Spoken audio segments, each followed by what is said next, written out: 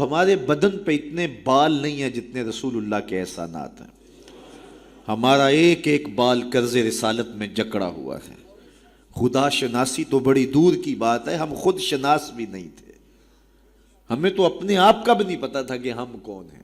اور مجھے بتاؤ، جس کو یہ بھی نہ خبر ہو کہ میں کون ہوں، اس کے پلے ہوتا کیا ہے؟ اقبال نے کہا تھا نا، اپنے من میں ڈوب کر پاجا سراغ زندگی، میرا نہیں بنتا تو نہ بن، اپنا تو بن۔ اور یہ اپنا بھی نہیں تھا، اسے پتہ ہی نہیں تھا، اسے شعور ذات ہی نہیں تھا، اسے خود آگہی کا نور ہی نصیب نہیں ہوا تھا۔ تبھی تو انسان ہو کے، اشرف المخلوقات ہو کے، درختوں کو، پتھروں کو، حشرات الارض کو، چوپایوں کو اپنا معبود سمجھتا تھا۔ انسان کی پیشانی کہاں کہاں رسوا نہیں ہوئی، درختوں کی جڑوں کو اس نے سجدہ کیا ہے۔ یہ کیچوا نہیں ہوتا مچھلی پکڑنے کے لیے جس کو کانٹے سے لگاتے ہیں، کسی زمانے میں یہ بھی انسان کا معبود رہا ہے۔ پتھروں کو اس نے معبود سمجھا، بہائم کو، چوپایوں کو، لٹکتے پھلوں کو، برستی بارش کے قطروں کو معبود سمجھتا رہا، بادل کو معبود سمجھتا رہا، تنکوں کو، حشرات الارض کو، بہتے پانیوں کو، جلتی آگ کو اور چلتی ہواؤں کو اپنا معبود سمجھتا رہا۔ اسے یہ نہیں پتا کہ میں ہوں کون۔ اے تماشا گاہ عالم روئے تو کجا بہرے تماشا می روی، دنیا تجھے ڈھونڈنے نکلی ہے، تو کس کی تلاش میں ہے؟ یہ اشرف المخلوقات ہو کے، مقصود کائنات ہو کے، یہ اس کائنات کا دل اور کلیجہ ہو کے، حشرات الارض کو، سانپوں کو، بچھوؤں کو اپنا معبود سمجھ رہا ہے۔ یہ تو میرے حضور نے بتایا، یہ تیرے معبود نہیں ہیں، تیری دہلیز کے نوکر ہیں۔ ان درختوں کو پوچھتا ہے، یہ تو تجھے چھاؤں فراہم کرنے کے لیے، آکسیجن دینے کے لیے، تیرے ایندھن کے کام آنے کے لیے، تیرے ذوق نظر کی تسکین کے لیے، تجھے پھل فراہم کرنے کے لیے پیدا کیے گئے ہیں۔ ان جانوروں کو پوچھتا ہے، یہ تو تیری سواری کے لیے، بار برداری کے لیے، تجھے دودھ اور گوشت کی ضروریات فراہم کرنے کے لیے پیدا کیے گئے ہیں۔ یہ چاند، سورج، ستارے، اجرام فلکیہ، یہ تیرے معبود کیسے ہو سکتے ہیں؟ یہ تو تیری راہوں میں روشنی اجالنے کے لیے پیدا کیے گئے۔ نہیں تو دیکھ، یہ انگلی اٹھتی ہے اور چاند ٹکڑے ہو کے قدموں میں آتا ہے، سورج پلٹ کے اثر کے وقت پہ آتا ہے، اور سڑیاں کھجوراں اگا جاندائے، او پتھراں نو کل میں پڑا جاندا، قطرے کو سمندر، ذرے کو ستارہ کرتے ہیں، کونین کو خم آ جاتا ہے جب زلف سوارا کرتے ہیں۔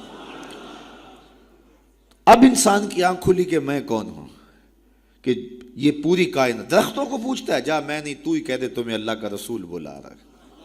اللہ اکبر! درخت شاخوں کے بل اپنے آپ کو گھسیٹتے ہوئے سلامی دینے حاضر ہو جاتے۔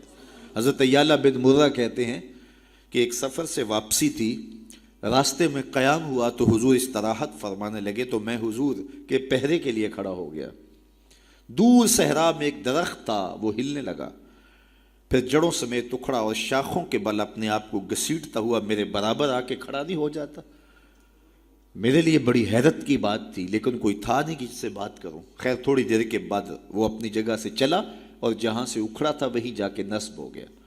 حضور بیدار ہوئے تو سلام عرض کرنے کے بعد میں نے پہلی بات یہی عرض کی، میں نے کہا حضور، وہ سامنے والا جو درخت ہے تھوڑی دیر قبل اپنی جگہ سے اکھڑا تھا، شاخوں کے بل اپنے آپ کو گھسیٹتا ہوا یہاں آیا، رکا، جھومتا رہا، پھر واپس چلا گیا۔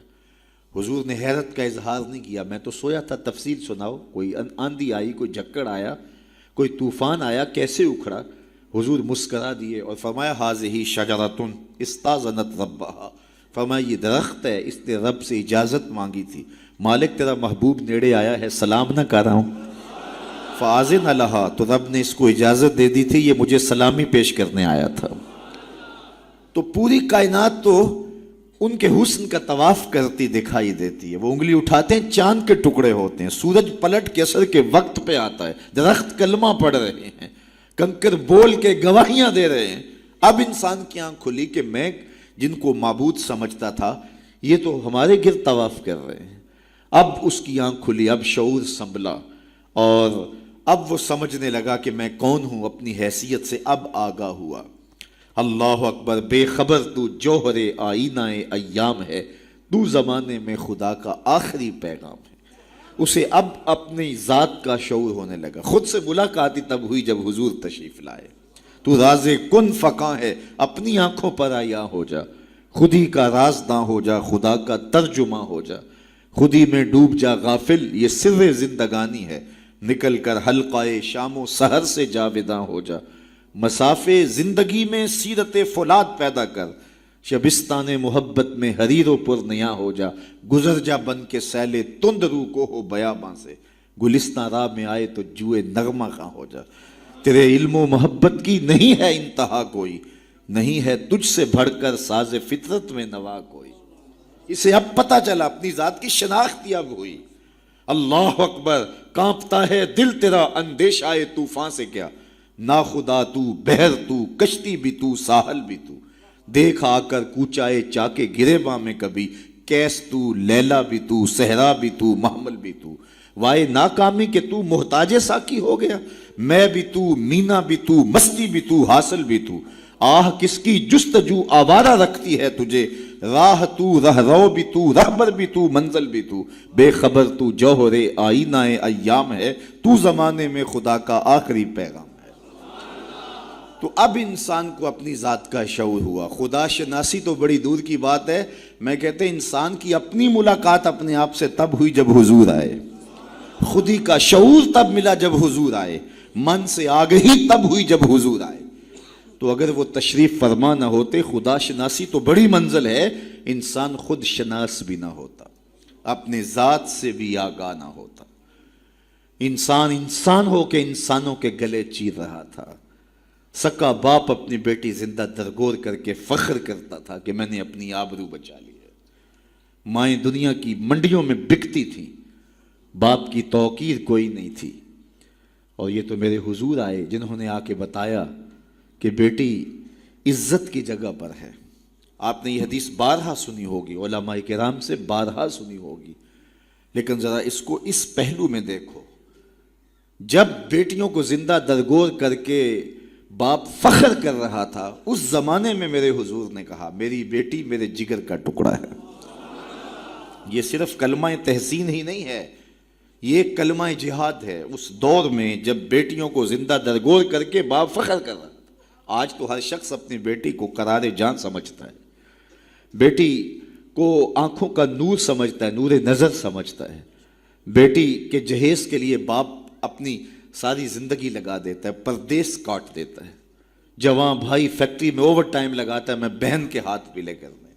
تو آج اگر بیٹی کے بارے میں کوئی محبت بھرے جملے کہے جائیں تو بڑی بات نہیں ہے، جب باپ زندہ درگور کر کے فخر کرتا تھا، معاشرے سے اسے داد ملتی تھی کہ تو نے بیٹی کو زندہ درگور کیا ہے، اس زمانے میں میرے حضور نے کہا کہ میری بیٹی میرے جگر کا ٹکڑا ہے۔ اللہ اکبر، کیسی تبدیلی آئی۔ ایک موقع آیا، فرمایا کہ جو دو بیٹیاں یا دو بہنیں ان کی اچھی تربیت کرے اور ان کو پروان چڑھائے اور ان کی اللہ کی رضا کے لیے شادی کر دے تو قیامت کے دن وہ میرے ساتھ اس طرح قریب ہوگا جس طرح یہ دو انگلیاں قریب ہیں۔ تو مجلس میں موجود ایک صاحب اٹھے، کہا حضور اگر کسی کی دو بیٹیاں نہ ہوں تو ذرا اس کے پیچھے جھانکنے کی کوشش کیجئے، کہاں بیٹیاں زندہ درگور ہوتی تھیں اور کہاں ایک بیٹی والا سوچ رہا ہے کاش کہ میری بھی دو بیٹیاں ہوتی اور میں یہ احساس پاتا۔ تو یہ معاشرے کو ایک رنگ دیا، معاشرے کو ایک آہنگ دیا، خدا شناسی بھی دی، خود شناسی بھی دی، انسانی حقوق جو پامال ہو رہے تھے ان کو بحال بھی کیا۔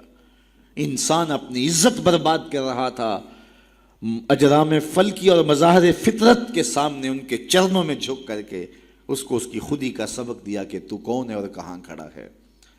ایک شخص ایمان لانے کے بعد حضور کی خدمت میں حاضر ہوا اور کرتا ہے جاہلیت کے زمانے کی دو باتیں ہیں، ایک یاد آتی ہے تو ہنسی نہیں رکتی اور ایک بات یاد آتی ہے تو آنسو نہیں تھمتے۔ کہا وہ کون سی دو باتیں ہیں؟ کہا وہ بات جو یاد آئے تو ہنسی نہیں رکتی وہ یہ ہے کہ میں ایک لمبے سفر پہ گامزن تھا، میں نے سفری معبود پتھر کا بنا ہوا ایک بت بھی اپنے سامان میں باندھ لیا کہ راستے میں پوجا پاٹ بھی چلتی رہے گی، لیکن جب سامان اٹھایا تو سامان بہت بوجھل تھا، میں نے سوچا کہ یہ تو میں اپنے ہی معبود کے بوجھ تلے دب کے رہ جاؤں گا، تو میں نے اس کو نکال دیا اور آٹا یا ستو گوندھ کر کے میں نے ایک چھوٹا سا معبود تیار کیا اور اس کو دھوپ میں رکھ کے خشک بھی کر لیا کہ مزید ہلکا پھلکا ہو جائے، اور اس کو اپنے سامان میں اپنے ساتھ رکھ لیا۔ پوجا پاٹ بھی چلتی رہی. خیر جو میرا اندازہ سفر تھا توشہ سفر بھی میں نے اس کے مطابق لیا تھا، لیکن سفر کوئی 2-4 دن اوپر چلا گیا، توشہ سفر ختم ہو گیا. ایک آدھ دن تو میں نے بھوک کاٹی، لیکن جب انتڑیوں میں بل پڑنے لگے اور مجھ سے گوارا نہ ہوا تو میں نے تھیلے سے اپنے اس معبود کو نکالا جو آٹے کا بنا ہوا تھا، اس کو پتھر پہ رکھ کے کوٹا، پھر اس میں پانی ڈالا، پھر اس کو گوندا، پھر روٹی پکائی اور پھر کہا میرے معبود اب کام نہیں آئے گا تو کب آئے گا؟ اب تو میری انتڑیوں میں بل پڑ رہے ہیں. مجھے جاہلیت کے زمانے کی وہ یاد آتی ہے تو مجھے اس بت کی بے بسی پہ ہنسی آتی ہے. کیسا بے بس معبود تھا جو اپنے پجاری کو اتنا بھی گزارش نہیں کر سکتا تھا، مجھے پوجنے والے میرے پہ اتنا تو ترس کھا، اب مجھے دانتوں تلے چبا کے تاریک میدے میں پھینکے گا، پھر گندگی کے ڈھیر پہ ڈال آئے گا. آخر میں تیرا معبود رہا ہوں، میرے پر یہ قیامت تو نہ توڑ. تو ایک تو وہ یاد آتی ہے بات تو میری ہنسی نہیں رکتی، اور جو دوسری بات مجھے یاد آتی ہے تو میرے آنسو نہیں تھمتے، اور وہ یہ ہے کہ میری بیوی امید سے تھی اور میں لمبے سفر پہ گیا. کئی سالوں کے بعد واپس پلٹا تو میرے آنگن میں بیٹی کھیل رہی تھی. میری بیوی نے اس ڈر سے کہ کہیں بیٹی کو دیکھ کر کے زندہ درگور نہ کر دے، اس کے توتلے لہجے میں میرے لیے محبت ڈال دی تھی، اور وہ مجھے یا آباتا ہو کہہ کے مخاطبہ کرتی ہے اور میری ٹانگوں سے چمٹ جاتی. میں صفاق تھا اندر سے اور مجھے بڑا غصہ آیا. میں نے اپنی بیوی کو گھورا کہ ایک تو نے سانپ کو جنم دیا ہے اور دوسرا نخرے کر دی، اس کو باتیں سکھائی ہیں اور موقع کی طاق میں رہا. لیکن اس بیٹی کے سینے میں میرے لیے اس کی ماں نے اتنا پیار ڈال دیا تھا. بیٹیاں تو ویسے بھی باپ سے ٹوٹ کے پیار کرتے ہیں، بیٹیوں کی محبت تو مثالی ہوتی ہے.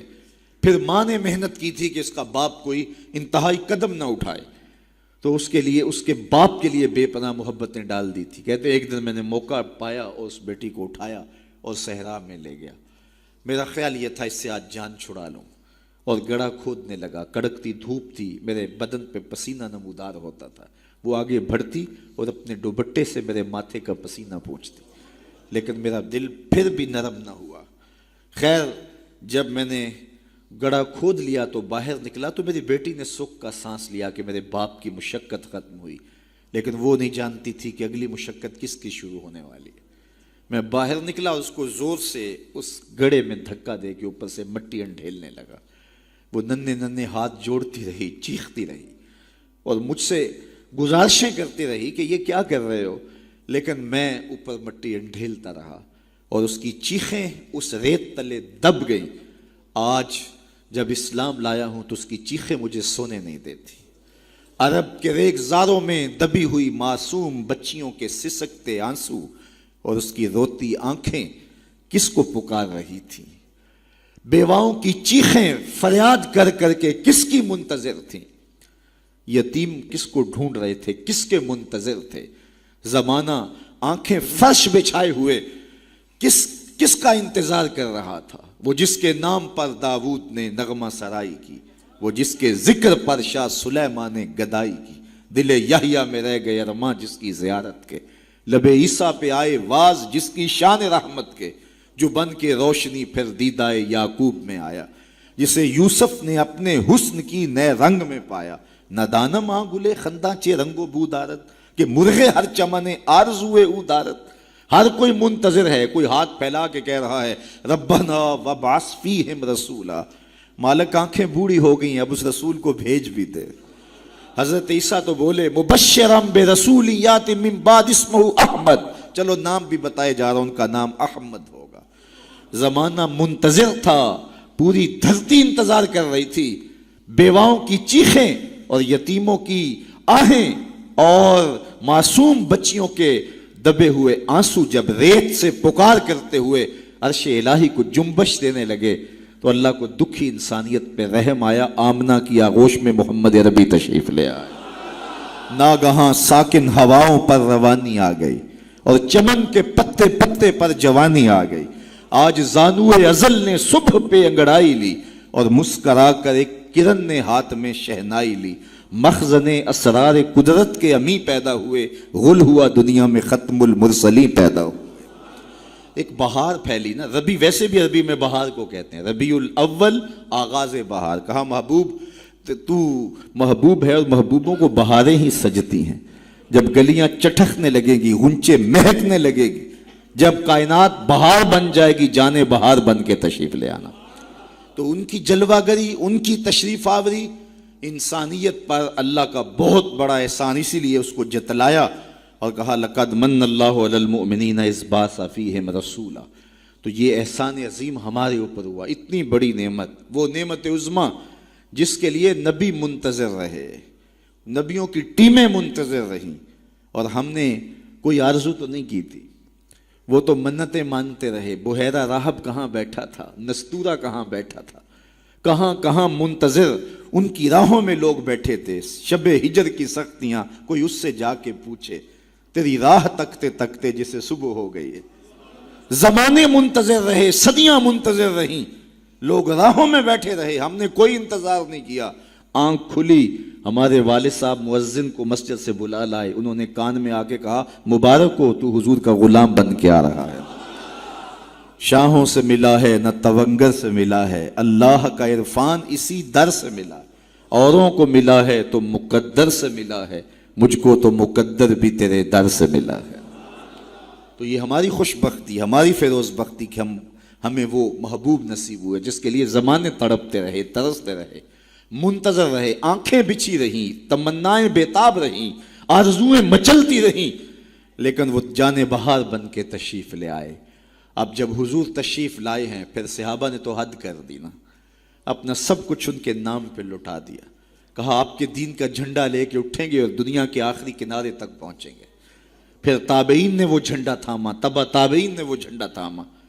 اس شخص کی کہانی ہم نہیں بھول سکتے جو گھوڑے پہ بیٹھ کے اللہ کے نام کی دعوت دیتے ہوئے آگے بڑھا، آگے دلدل آ گئی، زمین ختم ہو گئی، تو گھوڑے کی باگیں کھینچ لیتا ہے اور کہتا ہے مالک میرے جذبے تو جوان تھے، تیری زمین ہی ختم ہو گئی۔ اس پہ اقبال نے کہا تھا دی اذانیں کبھی یورپ کے کلیساؤں میں، کبھی افریقہ کے تپتے صحراؤں میں، دشت و دشت دریا بھی نہ چھوڑے ہم نے، بحر ظلمات میں دوڑا دیے گھوڑے ہم نے۔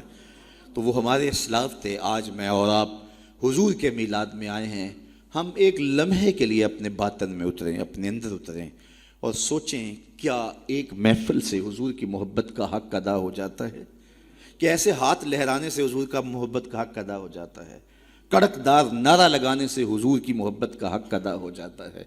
کیا لوگوں کو بلائیں، دعوت دیں، کھانے کھلائیں، بریانیاں کھلائیں تو کیا حضور کی محبت کا حق ادا ہو جاتا ہے؟ آئیے اگر حضور سے محبت کرتے ہیں تو سر سے لے کر پاؤں تک حضور کی غلامی کے رنگ میں رنگے جائیں۔ ہمارے استاد فرمایا کرتے تھے یہ نہ ہو کہ لوگ تمہیں پوچھیں تمہیں کون ہوتے ہو اور تمہیں بتانا پڑے کہ ہم مسلمان ہوتے ہیں، یہ دیکھو مذہب کے خانے میں اسلام لکھا ہے۔ فرماتے تھے صاحب کسی کو پوچھنا نہ پڑے، تجھے بتانا بھی نہ پڑے، تیری وضاقتہ، طرز زندگی، انداز معاشرت ایسا ہونا چاہیے تو دور سے آ رہا ہو لوگ پہچان کے کہیں وہ دیکھو آقا کا غلام آ رہا ہے۔ نور آنکھوں میں تو چہروں پہ اجالے ہوں گے، مصطفیٰ والوں کے انداز نرالے، دنیا میں بھی ان کے دم سے مقدر چمکا، محشر میں بھی ان کی رحمت کے حوالے ہوں گے۔ تو یہ میری اور آپ کی فیروز بختی کہ ہمیں وہ رسول اور نبی نصیب ہوئے۔ تو آئیے اپنی زندگی کی ایک ایک سانس حضور کے نام کر دیں، جئیں تو حضور کے لیے، مریں تو حضور کے لیے، اور اپنی زندگی کو حضور کی راہوں میں نچھاور کرتے ہیں، ان کے دین کا جھنڈا لے کر کے اٹھیں اور دین کے پیغام کو دنیا تک ایک ایک کونے تک پہنچانے کا عزم کریں۔ اور وہ کیسے ممکن ہوگا کہ ہم اپنے انداز زندگی کو تبدیل کریں۔ جب کوئی شخص صالحیت کا لبادہ پہن لیتا ہے تو پھر وہ زبان سے نہ بھی بولے، وہ سنت و سیرت کا پیکر گلی سے گزر بھی رہا ہو تو وہ بھی تبلیغ کا رنگ ہوتا ہے، وہ بھی ایک انداز ہوتا ہے، دعوتی انداز ہوتا ہے۔ لیکن اگر میں زبان سے دعوت دین کی دیتا رہوں اور میرا رویہ، میرا عمل، میرا کردار، میرا لہجہ، میرے اخلاق اس کی نفی کر رہے ہوں تو میں حرف حرف منافقت کر رہا ہوں۔ اس لیے مجھے اپنے رویے کو، اپنے طرز زندگی کو، اپنے انداز معاشرت کو حضور کی سنت کے سانچے میں ڈھالنا پڑے گا۔ محمد دی زیارت محمد دے رنگ وچ ٹھگ بازیاں جانے پیارا محمد۔ اقبال نے کہا تھا چو بنام مصطفیٰ خانم درود، از خجالت آب می گردد وجود، عشق می گوید کہ محکوم غیر، سینائے تو از بتا مانند دیر، تا نداری از محمد رنگو بو، بر زبان خود میالہ نامے ہو۔ تو اس کو پنجابی میں جو ہے وہ قلم توڑ دیا، اللہ اکبر. یاری لا تو پاک نبی سنگ اے پر پوری یاری. ذرا دیکھیے شعر کا حسن دیکھیے, اٹھان دیکھیے. یاری لا تو پاک نبی سنگ اے پر پوری یاری, پھر درود قبول ہے تیرا لکھ نہ لو ایک واری. تو اپنے آپ کو ان کی محبت کے رنگ میں رنگ لو, اور پھر دیکھنا کہ حضور کی محبتیں اور رحمتیں کیسے برستی ہیں.